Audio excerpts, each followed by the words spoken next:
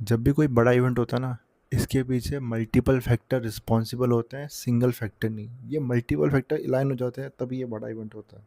जैसे कि कॉकरोच जनता पार्टी, इस मूवमेंट का स्टार्ट होना, इतना बड़ा हो जाना, इसके पीछे भी मल्टीपल फैक्टर रिस्पॉन्सिबल है। ये सारे फैक्टर अलाइन हो गए हैं।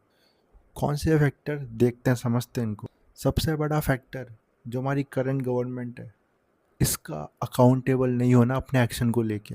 पीएम ने अपने टर्म में एक भी प्रेस कॉन्फ्रेंस नहीं की है।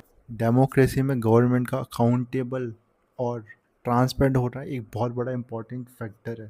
पर ये गवर्नमेंट तो अपनी गलती मानती ही नहीं है, और कोई गलती निकल के भी आती है तो उसका सारा दोष ये नेहरू जी पर डाल देंगे। दूसरा बड़ा फैक्टर, मीडिया का टोटली पार्शल हो जाना करंट गवर्नमेंट के लिए। मीडिया को फोर्थ पिलर कहा जाता है और उसका इतना बड़ा रोल होता है डेमोक्रेटिक गवर्नमेंट में। गवर्नमेंट को क्वेश्चन करना, उनकी पॉलिसी को क्वेश्चन करना, क्रिटिसाइज करना। पर ऐसा फील हो रहा है कि मीडिया को तो पूरा का पूरा गवर्नमेंट ने खरीद लिया है। मीडिया जिसको पूरे कंट्री की वॉइस होना चाहिए था, उनके प्रॉब्लम का एक सोर्स होना चाहिए था, वो अब डिफेंड कर रही है करंट गवर्नमेंट को।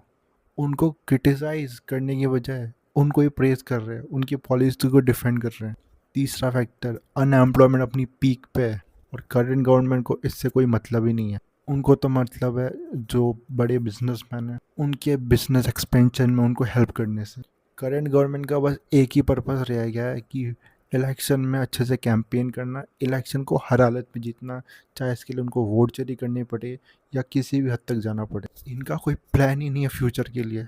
ये पॉलिसीज़ को चेंज कर दे रहे हैं। जैसे government bond, sovereign gold bond, इसके टर्म्स इन्होंने बदल दिए। जिस कंट्री में रूल्स ही फिक्स नहीं है, गवर्नमेंट अपने फ़ायदे के हिसाब से रूल चेंज कर देती है।